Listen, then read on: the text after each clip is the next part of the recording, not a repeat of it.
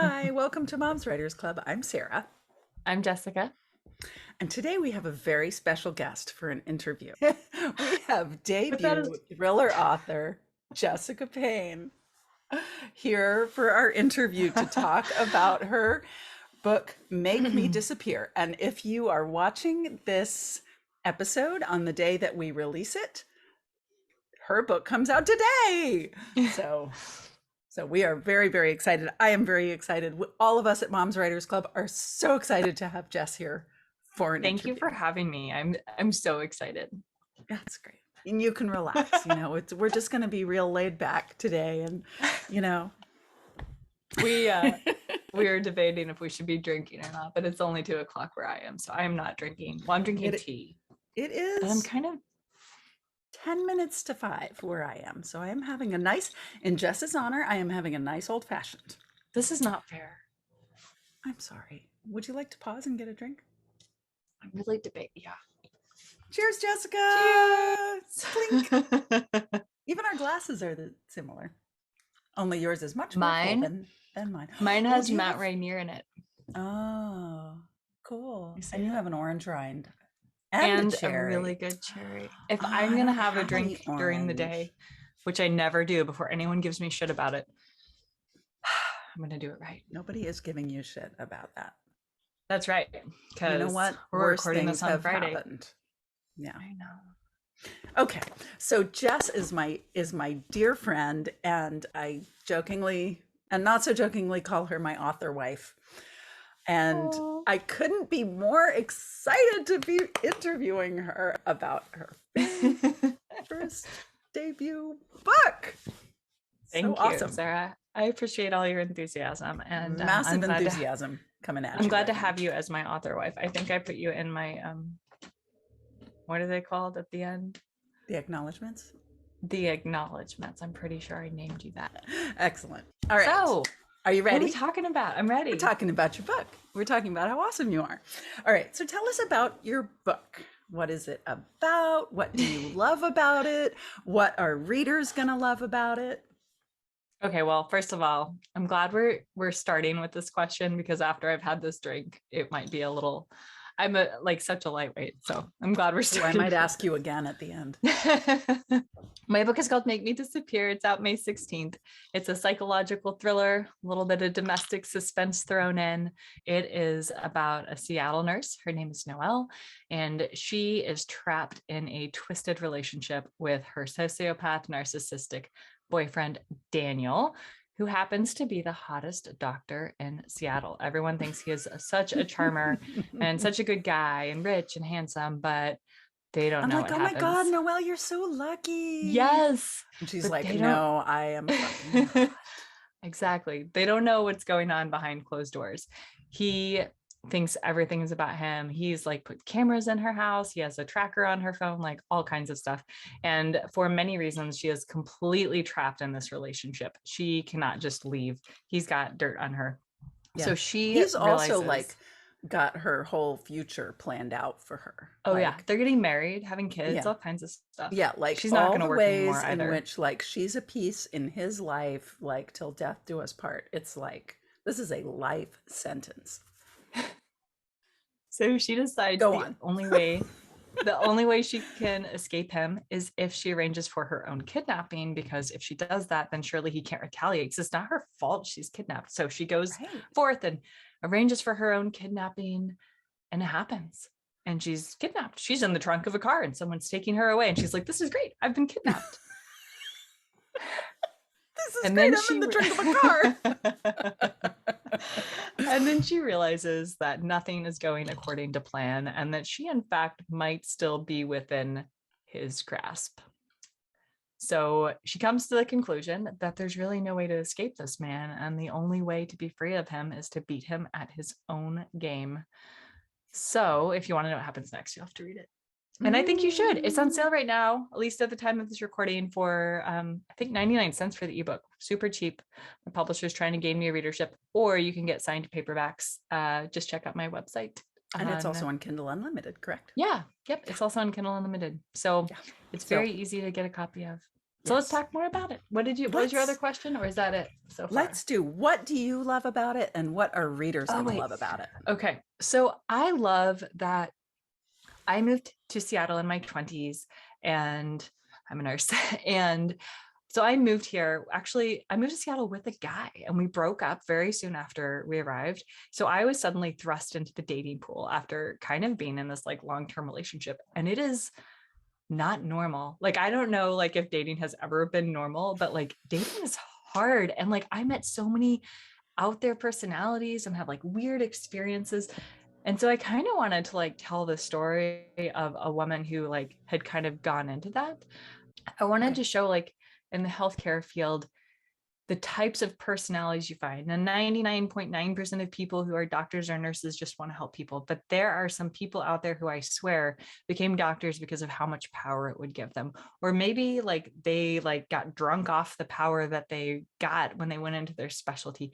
And I have met a handful of these people, and I really wanted to show that. So Noelle is kind of that like 20 something who's trying to figure their life out. And then Daniel is this culmination of like a couple weirdos I went on a first date with, and some of the more out there doctors who were just awful to the nurses they worked with. And I really wanted to understand the psychology behind someone who would think and act that way. So this is the point at which I add in, this is actually told in dual point of view. So you get Noelle's point of view and like her, as she has, I did an interview where I compared it to being like a frog in water that's slowly boiling, you know, that thing where like if you put them in a pot of cold water and slowly heat it up, they don't notice. And then all of a sudden it's boiling and it kills them.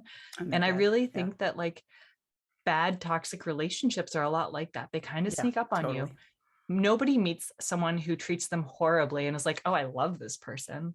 Right. And I think that there's not enough recognition. Insidious. Yeah. Yeah. Totally. I think there's just not enough recognition around that. And I had a relationship like that. So I really wanted to show that. I really wanted to have a male character, kind of like Dexter or Joe Goldberg, who like, because you can see his perspective, you can see why he thinks he's right about something, or how he, in his mind is defending something as being normal when it's really not. Because I don't think most people who treat others that way treat them that way because they just think it's fun to do. I think they actually think it's normal. So anyway, I just love the psychology aspect of that, and it was really fun to write. And a lot of readers, early readers, have told me how much they've enjoyed reading that point of view. So I think that's what readers will love about it, and kind of talks a little bit about what I loved about it. People say also that it just has a ton of twists that they do not see coming, and that they can't stop turning the pages. So maybe I'm not supposed to compliment myself, but that's me quoting other people. Okay, I shall. Cheers. Yeah. One of the things that I loved about it is that, so I've heard Jess talk a lot about, about the psychopath point of view being like a favorite for people, but I just really bonded with this character, with Noelle, who's just this like very real, like kind of badass, but kind of in over her head person. I was just rooting for her. I was like, yes. And like, when we get to like the part where things take a turn, I was just like, it's really fun, isn't it? And it's cool because really fun. One thing I was a little bit afraid of, and I remember starting to write it, and one of my critique partners at the time also was like a little afraid of, is I don't enjoy reading books that are about someone who's constantly being victimized. Yeah. And I think I feel that way partially because I've been in a bad relationship and I don't want to experience it. Like, so I totally get it. And I wanted her, even though she had been put in a bad position, to be a fighter.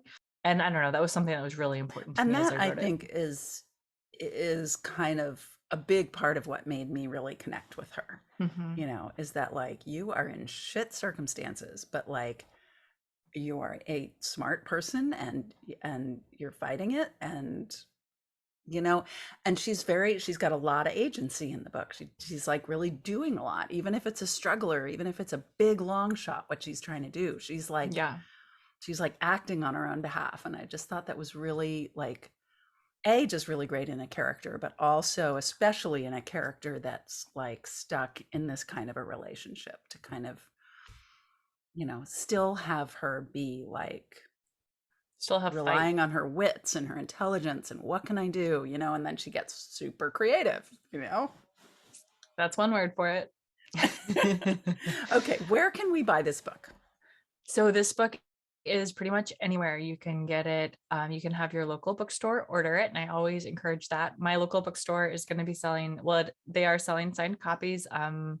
You can find information on that on my website and any of my social media. You can also buy it on Borders. You can buy it on Amazon. The audiobook, if you like audiobooks, is absolutely amazing. My publisher found I was like so concerned that they wouldn't find someone sufficiently evil enough to play Daniel's role, that it's perfect. I heard this man's voice and I was like, ooh, he's a little creepy. I like it. So the audiobook is excellent. And Noelle's narrator is also really good. One of my favorite books was kind of ruined for me when I listened to the audiobook version, like years later after I listened to the original, because they had this, like, she sounds like she's 60 trying to impersonate a 20-year-old, and I just like screwed with the voice in my head, but it's like spot on. Yeah, it's really, really awesome. Good. So you can buy it anywhere, and the audio version. I know a lot of people listen to consume their literature through their ears. Yeah, I did a lot of that after I had my daughter, just because like I couldn't like sit with a book, but I could listen while I played with a 6-month-old, Yeah. And I have my stepdaughter she worked in a custom drapery shop for a while and did like tons of sewing and working with her hands all day long. And she loves books. So like she would just listen to books all day. And that's awesome. So yeah, it's really great when they nail your narrator. Okay, so tell us the life story of this book, starting wherever you want and bringing us to now. Yeah, so let me try to think of like, the life. That's a great question. I knew I wanted to write a thriller, and I knew that the book before this one was more of a mystery, even though I thought it was a thriller when I was writing it. So I kind of studied up on how to write a thriller. I knew who my main character was. I knew about Noelle. I knew that she needed to escape and that she was going to arrange for her own kidnapping. So I started researching how one would go about having a kidnapping performed, which I quickly was like, oh, I'm gonna have to get into some really dark places on the internet, which I really did not want to do. I was like, how expensive is a kidnapping, and this, that, and the other thing. So through some Googling, I realized there are these companies, and there aren't a lot of them. I would not say you can get this done in any city, but I found a couple, and it's called extreme kidnapping. And it is literally a thing you can pay someone to do. You can like have them kidnap your friend for a fun 21st birthday, or have them kidnap yourself. And like, they'll even like play into like whatever weird stuff you want them to. So like one of the websites I read, you can like have them act out that you're like a spy who's been caught. The bit about, there's a spot in my book where like she reads part of a website and it's like, you can even be beaten with a sausage and eat it afterwards. That's a thing I got off. I mean, I didn't quote them verbatim. I didn't steal it, but yeah, that's a thing that this company will do. You can literally have them like get a giant sausage and beat you with it, and then you can eat it afterwards. Super weird. They'll pretend to threaten your life. You can hire them to be like a female sexy kidnapper, like anything. It sounds like, and the one I read up on was actually run by a real felon. So like someone who had presumably, or at least wanted us to think that he had really kidnapped someone before. Right. So anyway, I was just like, oh my God, this is it. This is what I'm doing. So anyway, I knew that that's what I was going to do for that. And I didn't know it was going to be dual point of view at first, but I just started writing it and I was like, okay, I think I'm going to try this dual point of view thing. I'd never done it. And then Daniel's voice just came to me, and it's a really strong voice. It's really twisty and disturbing and lots of fun. So I wrote it pretty quickly. I think it was 2 months, give or take. And I am a big proponent of not querying quickly, but I remember I did 1 or 2 rounds of revisions, sent it to all my critique partners, did a round of revisions, and all this happened in like a month time. It was during COVID, like there wasn't a lot to do, and we had just moved to Texas, so it's not like I had friends there or anything, because COVID hit as soon as we got to Texas. And I started querying just a couple months later, because it just seemed like it seemed ready. I wouldn't usually do that, but it seemed ready. And I got a lot of requests. It was just wonderful to be getting a lot of requests, but everybody was, I know like querying always takes a long time. I do think it slowed down during COVID, and it just took forever to hear back from people, but I got a lot of full requests. They took a long time to hear back. And then in January, I got this awful rejection on a full. I've told this story before, so if you've like watched a lot of our episodes, you already know the story, but I got this like awful rejection. It like just killed me. Like I had been waiting to hear back from this agent. Like I was really excited about her. She was newer, but like at a really good agency. I was so excited. And she just like picked it apart in ways that even now I'm like, I don't know if I agree with you, but I was just like so sad. And I was like, I'm going to take a nap for like 20 minutes and then I'll wake up and start working on writing. Cause I tried really hard to not let rejection like knock me down for more than a few minutes at a time. That's all the amount of like sadness I would give a single rejection. And I woke up from this nap and I had another email. And you know how when you're querying, you get an email and you're just like, oh my gosh. And then of course it's like junk mail. But this was actually another response from a query. And I was just like, damn it, like this is gonna be another rejection. But it wasn't. And I just remember texting Sara and Jamie and Evie and my other critique partners and friends. And like, I couldn't even feel my hands. I was like shaking so hard. I was so excited and crying. My husband thought someone had died because I was crying so hard. So anyway, I sent out, or I had a conversation with the agent. She offered, I sent out responses to everyone who had a full, a partial, or I had queried, and I got a ton more requests just from queries. And then I ended up getting 3 offers. I signed with Kimberly Brower. We spent several months revising. I rewrote part of the second half of the book. And yeah, and then we went on submission that summer. I think it sold within like 6 or 7 weeks. It sold pretty fast. And then yeah, it's coming out May 16th in 3 days. I can't believe it. I have an eyelid twitch that I've had for 2 weeks. I'm not sleeping well. And the thing is, I'm not like even actively anxious. These are just these like background symptoms that tell me that somewhere in my head I'm a little anxious. Yeah. Like there's a high baseline level of stuff going on. Like yeah, it's just a lot of little stuff.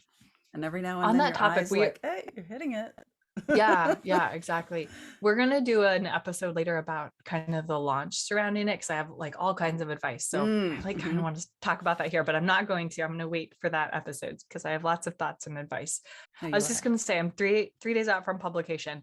Just don't plan a lot of stuff for the week leading up to when your book publishes, because you're gonna have so many little things that you didn't even think about that you're gonna have to deal with. And some of it is literally just replying to people on social media. So like if you're doing interviews, set them up a month or 2 ahead of time. You will thank yourself. Oh, so how long was it between when you signed with your publisher and when the book comes out? I feel like I'm doing math counting months right now. Hold on. I remember because I was in Finland when it all happened. So it's like you were in Finland. Oh, I don't remember the exact. It was August. I was in Finland in August. Okay, 9 months. And I remember talking to you on the phone. Yeah, halfway across the world. This publisher is a fast turnaround time. Yeah. So, and you went through some edits with your editor at the publisher. Yes, we did developmental edits, line edits, copy edits, proofreading. And then after you've read your book about 30 billion times, they're like, can you read it twice more to make sure both of our final files are good? And you're like, no, I actually can't. Right. At the very end, they're like, can you, the person who has the least perspective, really make sure that this is all perfect before and this is normal. Every publisher does this. I'm not bashing on my company. They're great. But with my next book, I'm saving 2 ARC readers to do that for me. Not because I don't want to. Like I couldn't read every word. Like I just couldn't. Like I'd read it too many times and I'd read it too many times close together. Yeah, next time, if anybody wants to volunteer, I'm gonna have somebody else read through it another time, because at that point you need someone who's never looked at it before. And you've had copy edits and proofreads, which are 2 different people who have never read it, and they catch so much stuff. You'll think you have a perfectly clean manuscript, and they catch so much. So it's wonderful that they do that, but yeah, it's hard. So you went through a lot of revisions with this book, right? It changed a lot from when you first wrote it to, the the manuscript that you went on submission with. So what was it that kept you grounded through all those changes with this story? What I thought was really cool about signing with Kimberly Brower, my agent, is I had a vision for this book when I started writing it. And I feel like I think I accomplished it with that original manuscript. But what was really cool is that she saw what I was trying to do and helped me do it better. Mm-hmm. And knowing that, like, that my writing wasn't an issue, my plot was not an issue, just that, like, one of the hard things about mystery, suspense, thriller is that there's so much overlap, Mm-hmm. but there are some lines that have to be drawn for, like, going on sub or knowing how to sell a book or putting it on this shelf or that shelf. And it's really hard to know where those lines are, especially because there are a lot of authors who can break those rules. Kelly Armstrong is a great example of one. She can pretty much write whatever she wants and it's going to get published. But if that's like my main inspiration for, like, the type of writer I want to be, and she writes something that is called thriller, but if I were to write it, would be called romantic suspense. It's kind of hard to know where those lines actually are, because hers are called thrillers or mysteries, but they have a huge romance plot that, like, so basically it's just kind of, it's hard to know where those lines are. And Kimberly helped me maintain what I was trying to do with the book while finding those lines a little more, but I still got to do it. She didn't say, like, don't have this, that, or the other thing in it, but, like, focus more on this. So I don't know if that really answers your question, but Yeah, no, but it does sound like, that through that was the major revision. I mean, you didn't, there were some revisions with your editor, but that was sort of the major structural revision. Yeah, that you my did. revisions with my editor And were actually pretty minimal. yeah, They and it were sounds like pretty what you're saying fast. is that big structural revision actually brought you kind of closer to what you had initially It was, been wanting yeah, to do. So that's awesome. And that's also a that, great, yeah, that speaks to your relationship with your agent, that she was able to kind of yeah, see that and guide you in that way. yeah. She's been really wonderful. In my acknowledgments, I think I wrote something like, you understood what I was trying to do with this book before I even did. And it's true, because she explained to me what she liked most about it. And I was like, that's what I was trying to do. And she's like, yes, so let's do that Right. more. So Right. the cool thing when you're editing with a really good agent or a really good editor is that they're not trying to get you to change your book. They're trying to get you to, Yes. like, pull out the best parts of what you've done or what you've done really well or what your strengths are. And Right. they just really help you emphasize that. And I think that is fantastic. And then the other thing I'll say is have become a better writer through editing with my agent and with my editor, like going through those revisions, and it reflects in what I've written since then. So knowing that, and knowing that, like, as we've said before, it's not wasted just because you are cutting chapters. It's definitely made me a better writer. And I'm really proud of this book. So since this is Mom's Writers Club, how did you make it work? How did you manage your mom life and becoming a published author at the same time? I'm just kidding. Okay. Joking, not joking. Okay. So we're kind of in an interesting situation, my family, right now, because my husband's in the military and we're moving frequently. By frequently, I mean potentially 3 moves in like 3.5 years. So I and with COVID too, I'm not working a job outside of writing right now. I'm like a stay-at-home mom, full-time writer, which I feel very glad to be able to do. One of the reasons we initially did that was because of the moves, and then COVID hit, and like I wasn't going to put my kid in daycare with that. I wasn't going to start a job where 9 months later I was going to have to leave it. Especially given that it would have been like a new nurse practitioner job. It's just kind of frowned upon, doesn't look good. So I'm not working a full-time job, and I've realized that there are a lot of people out there. So it does make it hard. That said, being a stay-at-home mom and the wife of someone who's working 80 hours a week, and like, he doesn't get to like leave the office early. He's there until he comes home. And there are nights where that has not been until 8 or 9 p.m.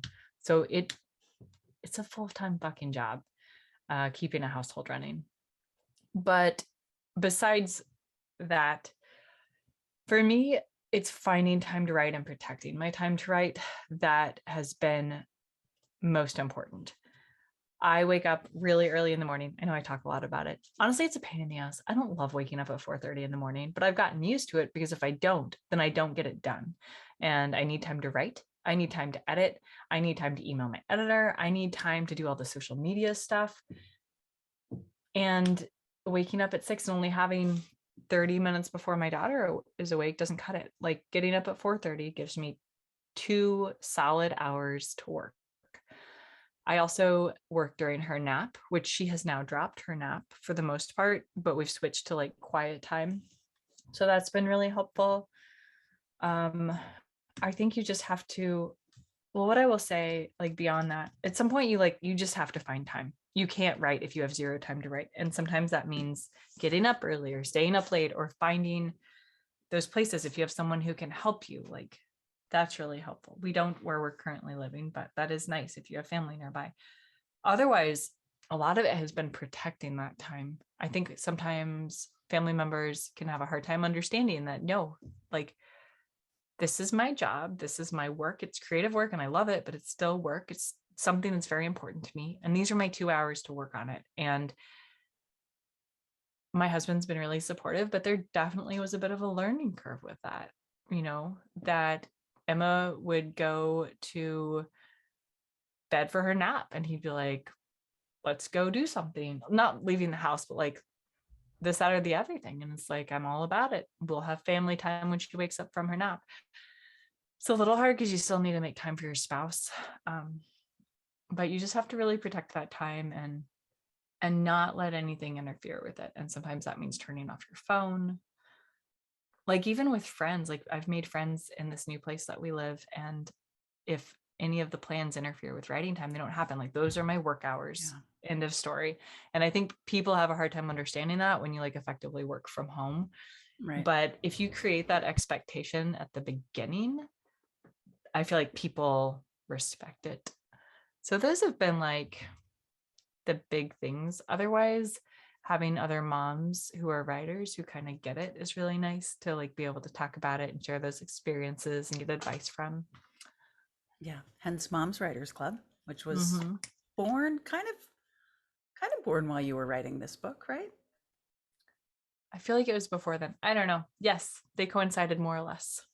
Yeah, I mean, we've talked before a little bit about how managing to have a creative life and be a writer and a mom and deal with all your family obligations and stuff involves being able to say no.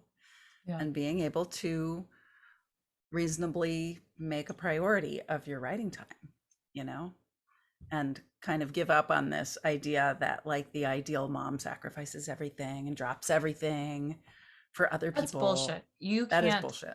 You can't take good care of other people if you're not taking care of yourself. The other thing is, I feel like people, because it's creative work or because you're writing and you enjoy writing, like, right. Oh, it doesn't count as something that like creative work is real work. Yeah.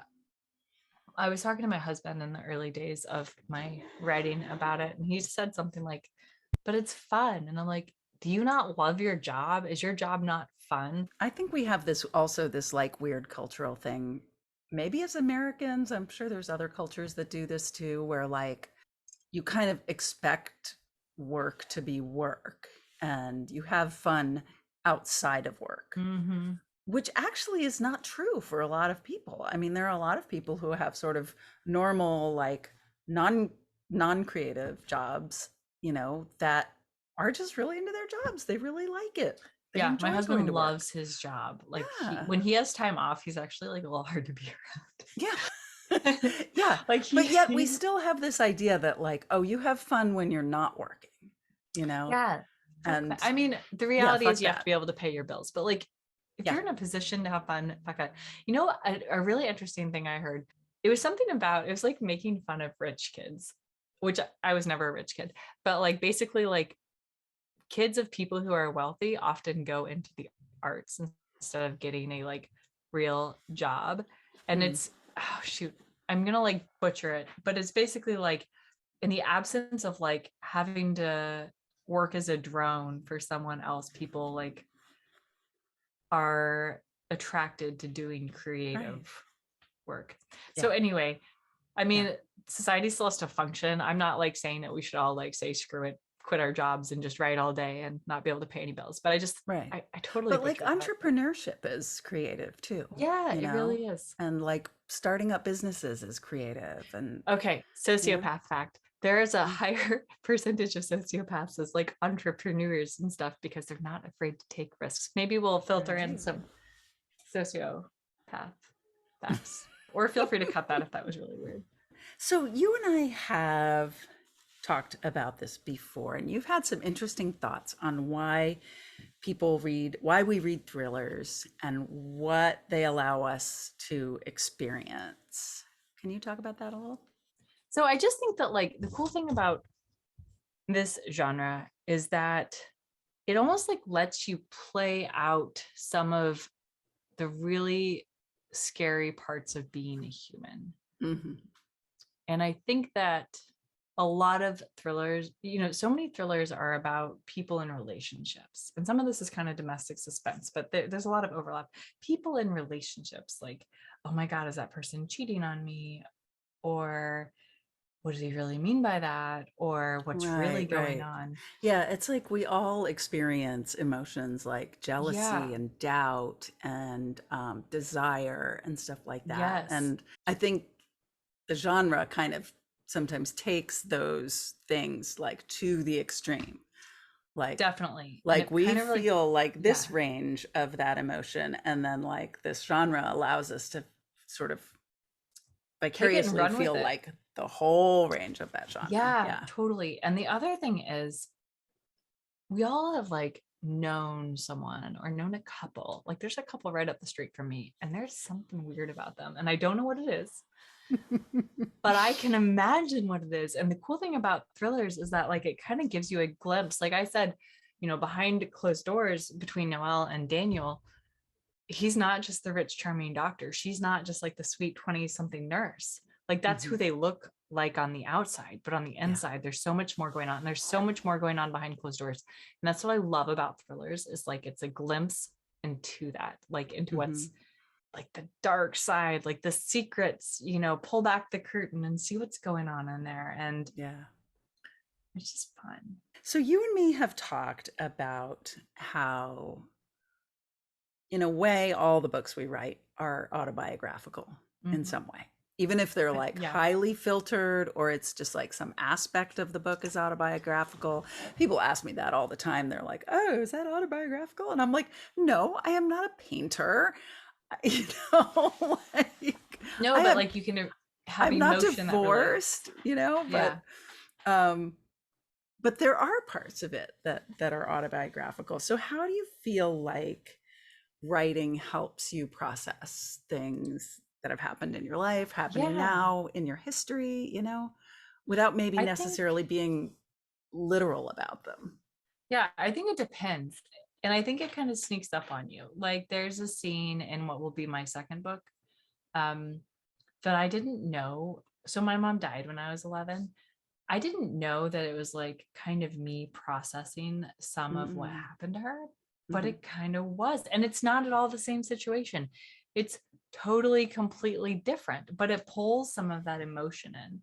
And I think that I almost think it would be impossible to write a book that doesn't, because you are the sum of every experience you've ever had, and what you put on the page is going to reflect that in some way, shape, or form. Maybe it's that your character has a love of books. Maybe it's that your character has like been through like 3 divorces, and that reminds you of this awful breakup you had when you were 22, and it's just some breakup with some guy you dated when you were 22, but like every now and then you can still feel how much that hurt. Or you have a kid going through something similar, and like you can feel it with that. So I don't know, I just Right. think that there's a lot of truth behind the fiction. It's not autobiographical, but it's there. And I always, what I always wonder, and I've never asked my agent this, but maybe I will someday.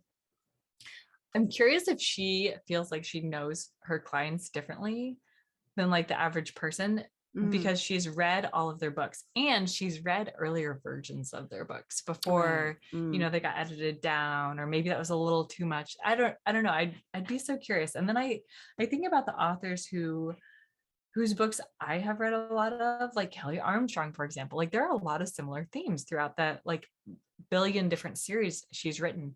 And I'm so curious, like, I don't think any of that's autobiographical, but I do kind of wonder, like, is that something that matters to her? Is it something she thinks about? Is it, anyway, I think that's just a Right. fascinating part of fiction. And I kind of wonder if, in a very roundabout way, you know, like parasocial relationships, like people you don't actually know, but maybe you watch them on TV every night, or Oh you watch yeah. their YouTube channel. So you like really feel Yeah. like you know them to some extent, but they don't actually know you at all. Like, Mhm.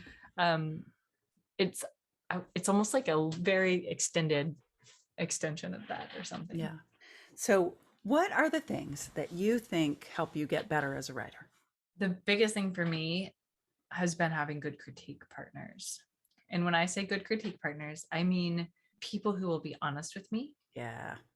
I think it's helpful that they're writers because they just see it differently. Like there are some readers who will be good enough readers or who like have enough experience, but I think writers just see writing differently. I think it helps to have someone who is a step ahead of you. For Mm. example, my critique partner, Jamie Lynn Hendricks, she's a fantastic author. She was agented and got her book deal before I got agented. And she just kind of knew a little bit more. She was able to point Mm-hmm. out the things in my book that I was doing that were keeping me from having a high enough quality manuscript. Yeah. Yeah, that can be hard to find It's so too. hard. And you know what? I met so many people and I exchanged pages with so many people. I remember having a Mm-hmm. conversation with my other author friend, Jessica Broberg, and just being so frustrated that I could not find critique partners. So if you are Yeah. there, like I've been there, you just have to keep trying. I probably Yeah. went through 24 people before I Yeah. met Jamie. And then maybe 6 months later met you, Sarah. Mm-hmm. Um, and but it's cool when you do connect, when you exchange pages and you're like, oh, because it's important you also like their writing if you're going to be going back and forth. You don't want Yeah. to read a bunch of stuff you don't like. And to Yeah. just, I just remember opening up the first pages from Sarah and be like, oh my God, I hope she likes my pages because I really want to keep critiquing with her. Yeah. But I think that's the number one thing because Yeah. that's someone who That's huge. consistently give you feedback. It's someone who can like see as you improve. They can point out the things that you can improve on. I think it's Mm-hmm. nice that I'm friends with all my critique partners, but two of the three, I guess three of the four now, I was critique partners with first, and a friendship came out of that, which is Yeah. lovely. But I feel like if we had been friends first, they might not have been as honest because they would have been afraid of hurting my feelings. Whereas like, I'm just like, no, like I want Yeah. honesty. So that's like a big part.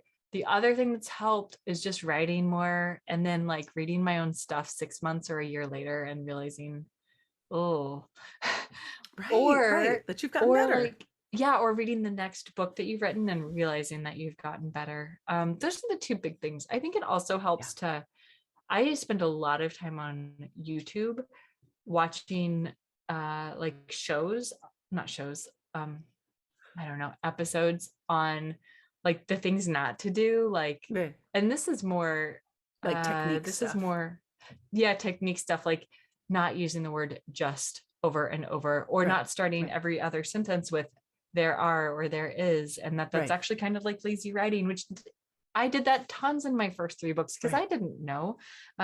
But then just figuring it out. I think also editing your own manuscripts teaches you a lot, Mm-hmm. especially with the developmental edits. But I Yeah. think it's helpful to have critique partners or an agent or an editor for that.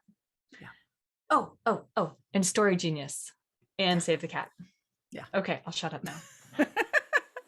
Okay. What are you reading right now? I'm reading two things. One is a book I'm working on, and I can't talk about it, but it involves as much reading as it does writing, and that's been really fun. And then the other thing, I just started it last night, and let me look up the exact name. I kind of was in a bit of a reading slump, which I thought would never happen to me, but it did. But I'm currently reading this book called Killers of a Certain Age. It's by Deanna Rayburn. And thus far, I'm only about 5 pages in, but it's so good. It's one of those books you start reading it and you're like, I'm going to read everything this person has ever written, which she's actually written a lot. So it's a big bite to take off there. And then the other thing I'm excited to start, but have not started yet, is One of Us is Dead by Geneva Rose. She is a friend and her books are usually very twisty. And then I don't know if it's out yet, but Please Join Us by Catherine McKenzie is an excellent thriller. She has quite a few books out, and I had never read any of them yet. But it is so good. It took me by surprise. I get a lot of books off of NetGalley and they can be a little hit or miss, but it was one of those ones I kind of was like, I don't know. But yeah, I loved it. Okay. Now we are going to do the lightning round, where we are going to get to know a few random things about debut thriller author Jessica Payne. So, ready? I'm ready.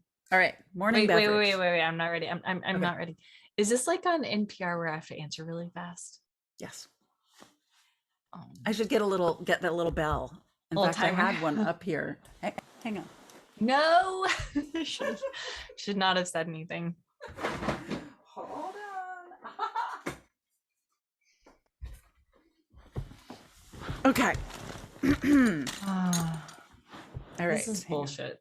You can answer as slowly as you want. You ready? Okay, we're gonna go. Morning beverage. That's gonna stress me the fuck out. Hold on. Give me that bell. Morning beverage. Coffee with half hazelnut creamer, half and half, and about 1 teaspoon of sugar.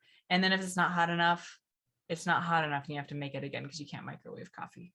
Next. Yeah, okay. Evening beverage. Hot tea, preferably traditional medicine, whatever this is, or an old-fashioned, or so there are these with awesome a cherry ladies that live and a orange orange rind. Moving on. I want you to Food know you that hate. I'm going to get a hold of your daughter and have her get rid of that bell, and I'm going to pay her to do that. Food you hate. Food I hate. Well, I'm a vegetarian, so I really don't like meat. I particularly think chicken is disgusting.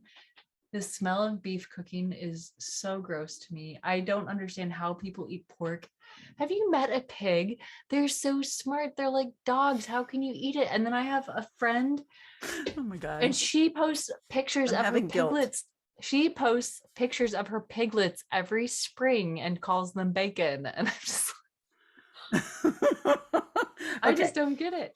Place you love that isn't where wait, you live. I'm not done. No. This is the lightning round. Lightning round. Really fast. Place you love. I have other food. Okay, I go don't ahead. like sushi. I don't like sushi. Why? I like vegetarian sushi. Oh, I love sushi. All right, so we got through food you hate. We're stopping on food you stopping with. I'm cutting you off. Okay, right. fine. Oh, favorite part of the writing process? Drafting, especially when I like really get into a book and like it's just flowing and I'm having so much fun, which is happening right now on a new project. Okay. And yeah, least favorite part of the writing process? Knowing that I have an edit letter and I haven't read it yet. And I'm not someone who like sits on them for a long time, but just getting feedback is so hard. And the thing is, it's never like bad. Like, I mean, there's stuff to be done, but it's not like anybody's like, I hate your book, you know? It's just, I get so nervous for it. Okay. Astrological sign? Leo. And what is your most Leo quality? I don't know. I feel like Leos get this reputation for being assholes. Oh, look at me. I don't know. You tell me what is your most Leo quality? You're the astrological genius or something. What is your most Leo quality? I think it's just your general charisma.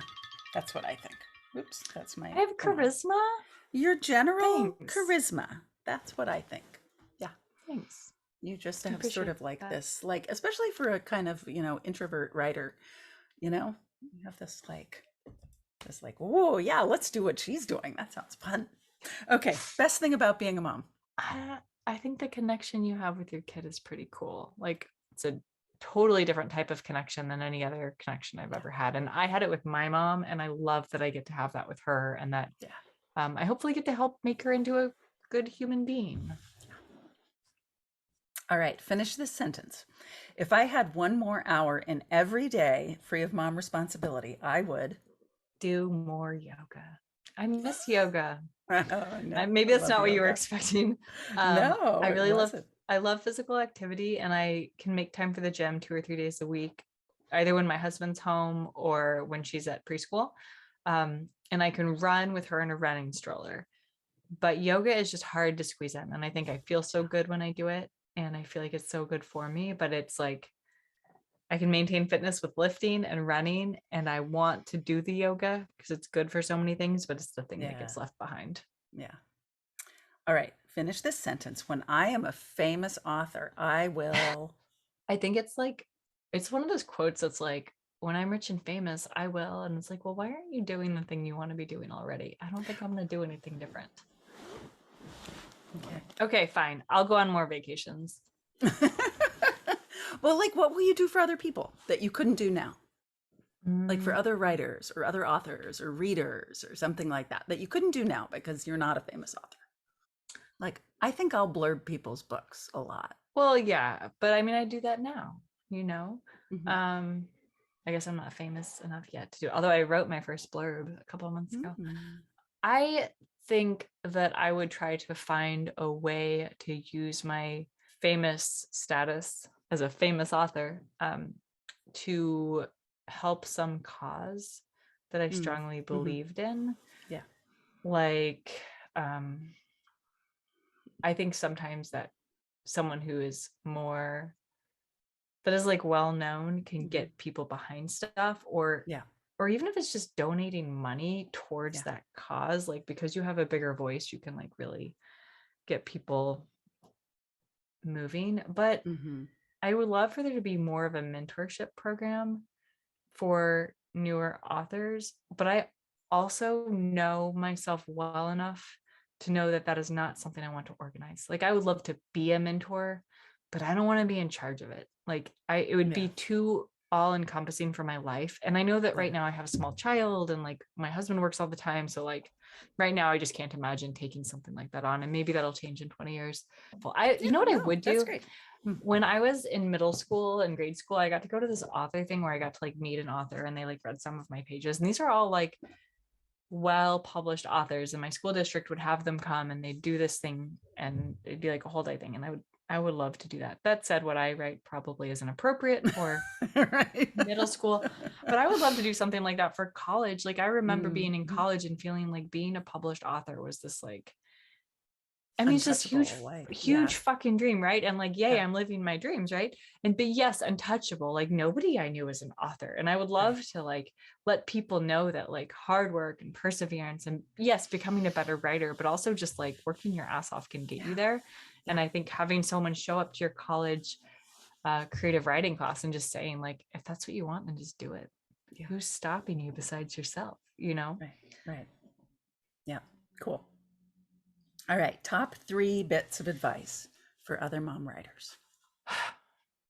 Carve out your time and keep it carved out. Don't let other stuff mess with it. That's number 1. And we have a whole episode on that. So find it if that's what you want more information on. Find your writing friends, your critique partners, not your mom. Your mom's great. She should not be your only critique partner. Go on a writing retreat, preferably with your awesome author friends and your favorite beverages. But even if it's just you yourself, one of the things Sara and I were just talking about this, I love my writing retreats. I'm excited to go on another one with Sara and Evie soon, but I'm also excited to go on one by myself and just have some time to myself. And I think that those writing retreats, the connections you form and just the dedicated time is so helpful and so important. And I'm sorry, my things are going off. Okay. That's fine. Yeah. Okay. Where can we find you online? I'm everywhere online. I am too many places online. Don't do what I've done. The best place to find me is jessicapayne.net. If you find me on social media though, I have a link tree and that link tree will link you everywhere and I can drop that below. Yeah. But jessicapayne.net. Yeah. At author Jess Payne for Twitter, jessicapayne.writer on Instagram. Those are like the main ones. And then you can find my books anywhere. My book, soon to be books. Another one's coming out later this year. Yay! That's so exciting. Yeah. So yeah, if you are watching this episode, Jessica's debut thriller, Make Me Disappear, is available to purchase on Kindle Unlimited. So look at our notes below this episode and you will find all the links to all the things. And thank you very much for being with us today. Thanks for having me. And thanks you all for joining us. We'll see you next time. Bye-bye. Bye.